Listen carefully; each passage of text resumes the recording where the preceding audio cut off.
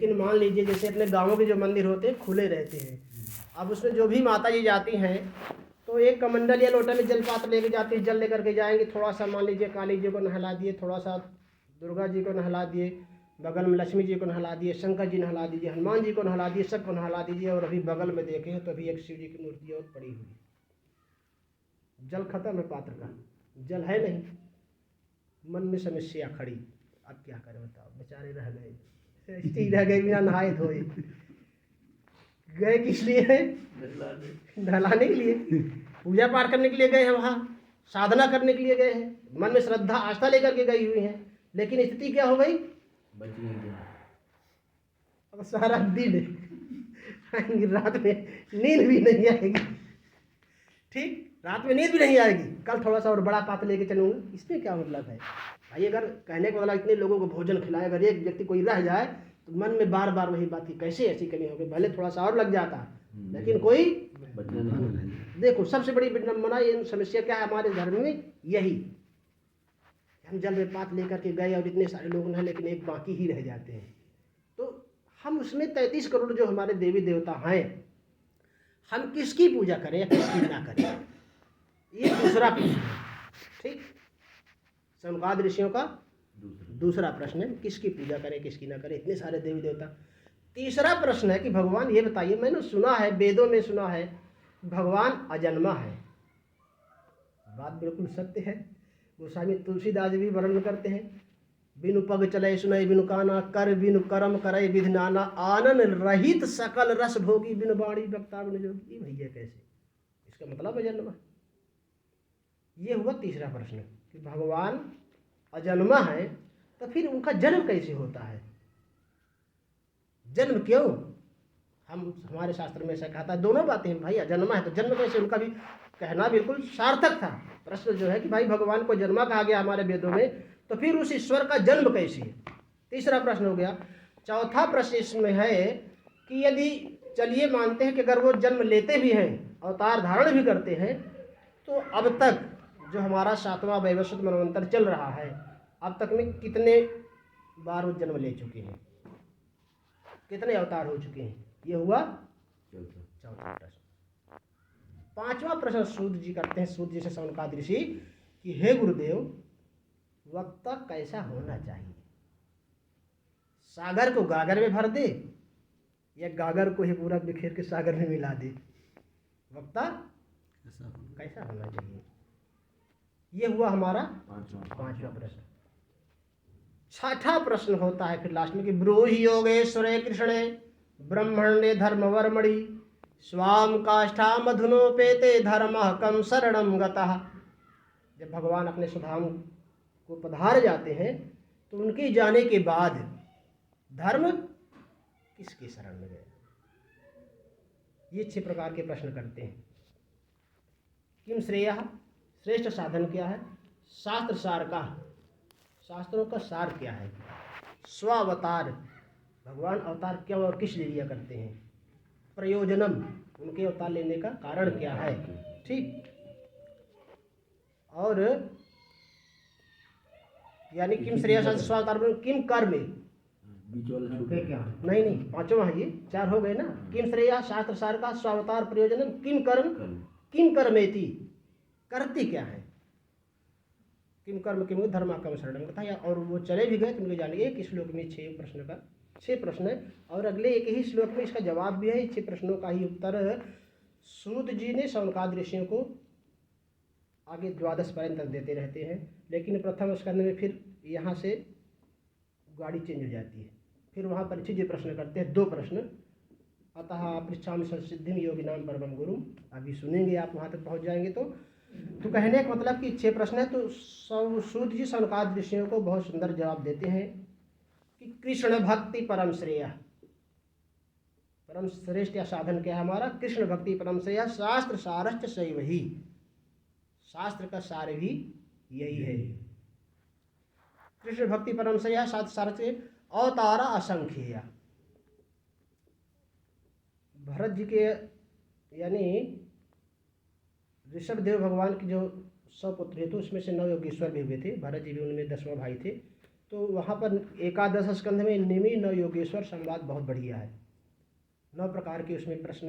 राजा निमि अपने जमाने के विश्व प्रसिद्ध विश्वविख्यात विद्वान थे। उन्होंने 9 योगेश्वरों से बहुत ही सुंदर 9 प्रकार के प्रश्न करते हैं। नारायण का स्वरूप क्या है, भगवत भक्तों का लक्षण क्या है, भागवत धर्म का लक्षण क्या है, और भगवान के अवतार कितने हैं इत्यादि अनेकों प्रकार से प्रश्न करते हैं। माया का स्वरूप क्या है, माया से पार होने का उपाय क्या है। एकादश स्कंध में सब बहुत सुंदर प्रसंग है। तो उसमें इन्होंने ये प्रश्न किया, राजा निमि ने प्रश्न किया था इस बात को कि प्रभु भगवान के अवतार कितने हो गए हैं या कितने हो चुके हैं, कितने होने वाले। तो उन्होंने बहुत सुंदर जवाब दिया था कि हे राजन, कवि ने जवाब दिया था कि यो वा अनंत से गुणानंता ननुक्रमिष्यं सतु बाल बुद्धि रजांसि भूमेर गणेन कथंचित कालेन सैवाखिल शक्ति धामना।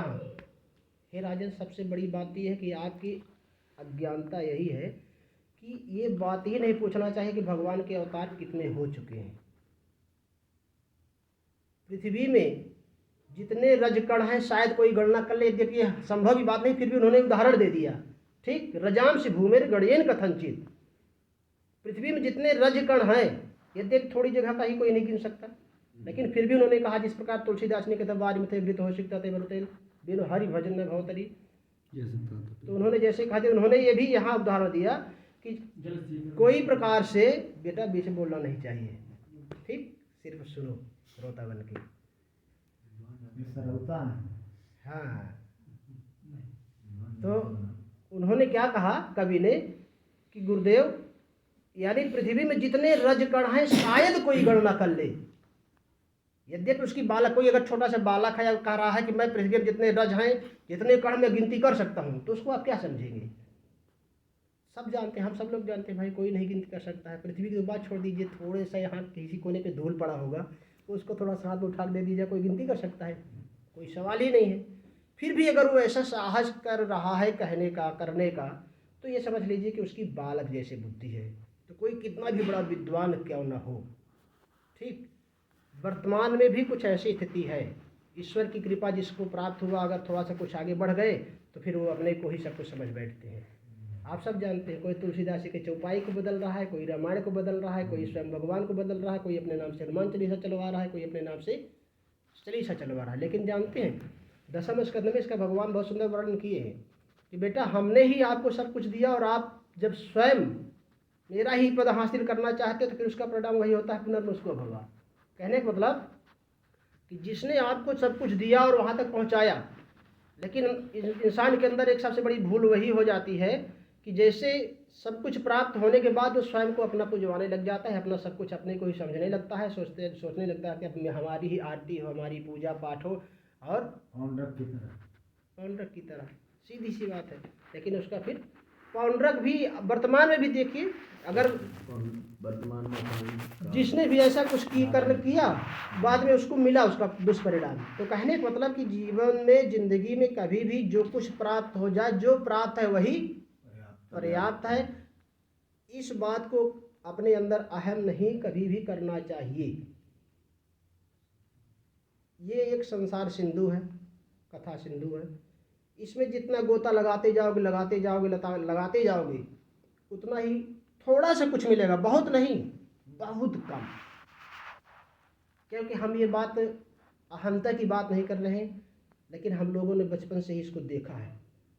ये स्थिति देख करके हम लोगों को अपने सत्र की याद आ रही है कि हम लोगों ने इस सत्र में जो बैठे हुए हैं नारायण जी, इनकी बहुत घुटाई हुई है। पढ़ने की तो बात छोड़िए, कथा सहित एक व्यक्ति सुनाता था, सभी लोग श्रोता बन के सुनते थे, 10 साल, कम से कम 10-12 साल कंटिन्यू। लेकिन उसमें से भी जितने भी निकले हैं, फिर कहते हैं ना कि वो सब बिल्कुल तपे तपाए स्वर्ण की तरह निकलते थे।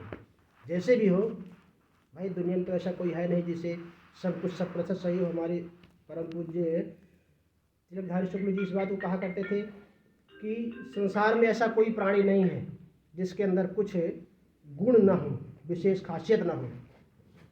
जब हमारी सृष्टि, हमारा 5 भौतिक शरीर ही उसी से बना है। विधि प्रपंच गुण अवगुण साना, सीधी सी बात है। तो दुनिया में तो सब कुछ है। अब ये विशेष खासियत ये है कि जैसी दृष्टि वैसी सृष्टि। हम जो ग्रहण करना चाहेंगे हमारे गुरुदेव कहते थे कि दुनिया में हर व्यक्ति के पास, चाहे छोटा सा बालक ही क्यों ना हो, उसके पास भी कुछ विशेष गुण रहते हैं। अवगुण ही अवगुण नहीं होते हैं। हर व्यक्ति के पास कुछ विशेष गुण होते हैं और अवगुण भी सबके पास होते हैं। अभी आपके ऊपर क्षमता है, आप क्या ग्रहण करना चाहते हैं। जो कुछ भी आप ग्रहण करना चाहेंगे वही आपको प्राप्त होगा। सीधी सी बात है। देखिए अभी तो मध्याह्न काल का समय है, बाहर सगल धूप है, लेकिन अगर हम पीला चश्मा लगा लेंगे या नीला हरा कुछ चश्मा लगा लोगे, जैसी दृष्टि सब कुछ हो जाएगा। मौसम नहीं बदल जाएगा, मौसम तो ज्यों का त्यों ही है, लेकिन हम जैसे चश्मा लगाए वैसा सब कुछ दिखाई देने लगा। तो कहने का मतलब कि योवा अनंत शिवरानंता ननुक्रमिश्चन सदुबाल बुद्धिर्जाम से भूमेर गणेन कथनचित कालेन शैवा खिर शक्ति धामना। ईश्वर का कितने बार जन्म कर्म विधानानि संत मेंग शास्त्र चाह। जब भगवान द्वारिकाधीश को, मथुराधीश को जब ये काले वन दौड़ाता है तो भगवान क्योंकि उसको वरदान था, उसके सामने कोई लड़ नहीं सकता था, तो भगवान आगे आगे भागते हैं। गुफा में मुस्कुंद सो रहे थे, पीताम्बरी उड़ा देते हैं और आगे जाके छिप जाते हैं, क्योंकि वो सब कुछ जानते थे। और इधर काले वन जैसे पहुंचा, 2 लात मारा तो मुस्कुंद जैसे देखते हैं जल के वो राख हो गए, क्योंकि गए थे देवताओं की सहायता करने के लिए। और वहाँ युद्ध करते करते अगर वहाँ का एक दिन व्यतीत हो गया तो हमारा युग एक पूरा समाप्त हो गया, हमारा एक युग ही चला गया, कल युग गया। तो उन्होंने कहा प्रभु हम जाना चाहते हैं। बोले वहाँ तो सब कुछ बदल गया, दूसरा युग। तो बोले मुझे कुछ नहीं चाहिए, मुझे सोने के लिए चाहिए।